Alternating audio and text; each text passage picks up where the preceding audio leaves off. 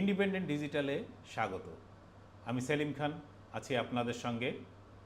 আপনারা জানেন আগামী 5 নভেম্বর আমেরিকায় নির্বাচন হতে চলেছে, প্রেসিডেন্ট নির্বাচন। এই নির্বাচনে যিনি জয়ী হবেন তিনি 2025 থেকে 2029 সাল পর্যন্ত তিনি ক্ষমতায় থাকবেন।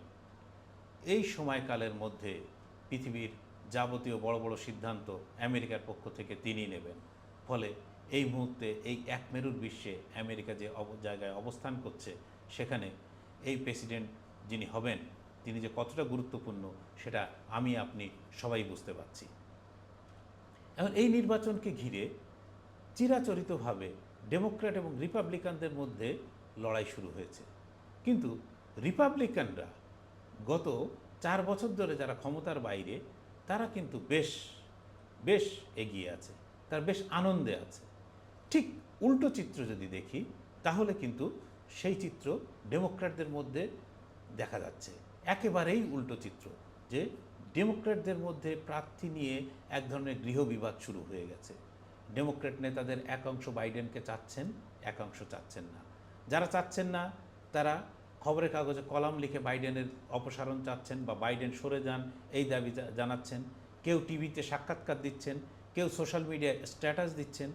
সব মিলিয়ে একটা ভিন্ন অবস্থা, যে অবস্থার মধ্যে এই কঠিন লড়াইয়ে ডেমোক্র্যাটদের জন্য জেতা খুবই কঠিন। এবার যদি আমরা বিরোধিতার কথায় আসি, তাহলে প্রথমেই হলিউড তারকা জর্জ ক্লুনির কথা বলি। তিনি নিউ ইয়র্ক টাইমসে একটি কলাম লিখেছেন। সেই কলামে তিনি বলছেন যে বাইডেনকে আমরা 2010-এ দেখেছিলাম, যে বাইডেনকে আমরা 2020-এ দেখেছিলাম, সেই বাইডেন কিন্তু এই বাইডেন না। সুতরাং তাকে সমর্থন করার ব্যাপারে ভাবতে হবে। বিশেষ করে গত বিতর্কে, মানে ট্রাম্পের সঙ্গে যে প্রথম প্রেসিডেন্সিয়াল বিতর্ক অনুষ্ঠিত হয়েছিল, সেই বিতর্কে বাইডেনকে যেভাবে দেখেছেন, তারপরে আর ক্লুনি বাইডেনকে সমর্থন করতেই পারছেন না। ঠিক একইভাবে আরেকজন সিনেটর, তিনি ওয়াশিংটন পোস্টের মতো একটি প্রভাবশালী পত্রিকায় একই ধরনের কথা লিখেছেন, যে বাইডেন যেন নিজে থেকে সরে যান।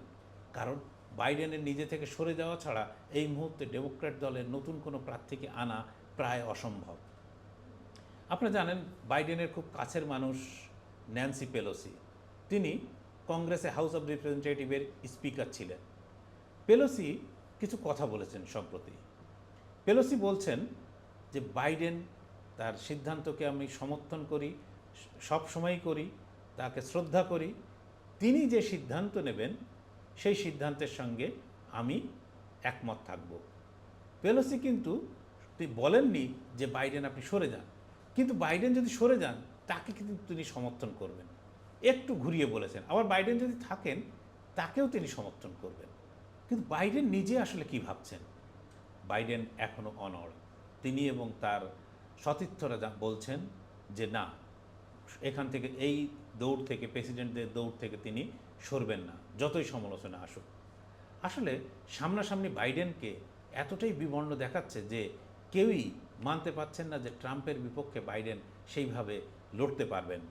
কারণ যদি এই বিবর্ণ দশা তার নির্বাচন পর্যন্ত চলতে থাকে, এরপরে জুলাইয়ের পর থেকে পুরো দমে নির্বাচনী প্রচার শুরু হয়ে যাবে। সেখানে যদি তিনি ডেমোক্র্যাট ভোটারদের মন জয় না করতে পারেন, তাহলে কিন্তু তার জন্য একটা বড় পরাজয় অপেক্ষা করে আছে। তার বিরুদ্ধে অভিযোগ উঠছে যে তিনি নাকি নিউরাল প্রবলেমে আক্রান্ত, অর্থাৎ তার মস্তিষ্কে নিউরনে কোনো ধরনের সমস্যা হয়েছে। কেউ বলছেন তার পার্কিনসন্স ডিজিজ তিনি আক্রান্ত হয়েছেন, যে কারণে তিনি খেই হারিয়ে ফেলেন, যে কারণে তিনি কথা বলতে ঠিকমতো পারেন না, পুরোটা শুনতে পান না। কিন্তু এই সব অভিযোগ, তার এই শারীরিক সমস্যা সম্পর্কে যে অভিযোগগুলো উঠছে, সব অভিযোগ হোয়াইট হাউসের পক্ষ থেকে অস্বীকার করা হয়েছে। হোয়াইট হাউসের যিনি ডাক্তার, যিনি চিকিৎসক, তিনি কিন্তু বাইডেনের ব্যাপারে সার্টিফিকেট দিচ্ছেন যে প্রেসিডেন্টের এই ধরনের কোনো সমস্যা হয়নি। কিন্তু তিনি বললে কি হবে? বাইডেনের বয়স তো এখন 81, বয়সের তো একটি ধর্ম আছে। 2024-এ এসে বাইডেনকে সরানোর একটা চাপ ডেমোক্র্যাটদের পক্ষ থেকে শুরু হয়েছে এবং দলের একাংশের পক্ষ থেকে।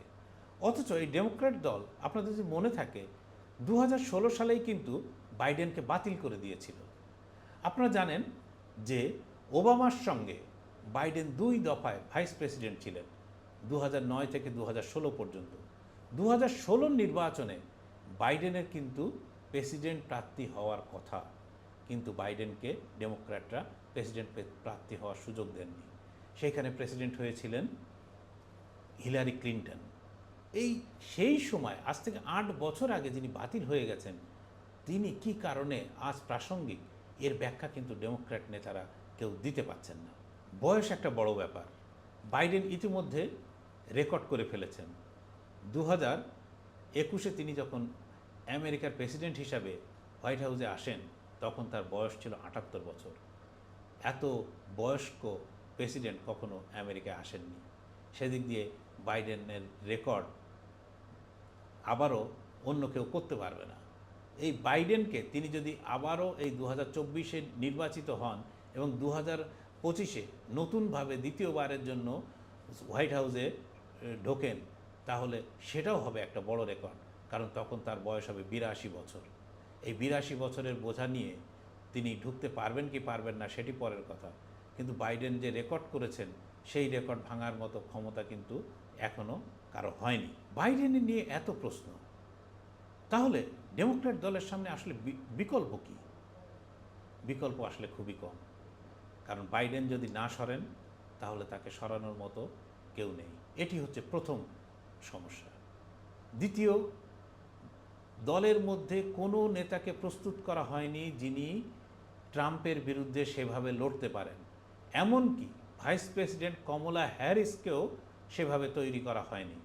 ফলে আজ যদি হঠাৎ করে কোনো ডেমোক্র্যাট নেতাকে বাইডেনের জায়গায় প্রতিস্থাপন করা হয়, তাহলে তিনি কিন্তু ট্রাম্পের সঙ্গে পেরে উঠবেন না, কারণ হাতে সময় খুব কম।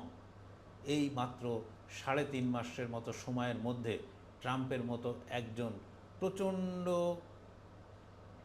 শক্তিশালী প্রার্থীর বিরুদ্ধে লড়াই করে দলের জয় নিয়ে আসা খুবই খুবই কঠিন কাজ। এমনকি কমলা হ্যারিসও কিন্তু তার বিকল্প না। ফলে বেশিরভাগ ডেমোক্র্যাট নেতা, যারা প্রবীণ নেতাদের মধ্যেই এখনও পর্যন্ত বাইডেনের কিছুটা হলেও জনপ্রিয়তা বা একে গ্রহণযোগ্যতাই বলা ভালো, গ্রহণযোগ্যতা আছে।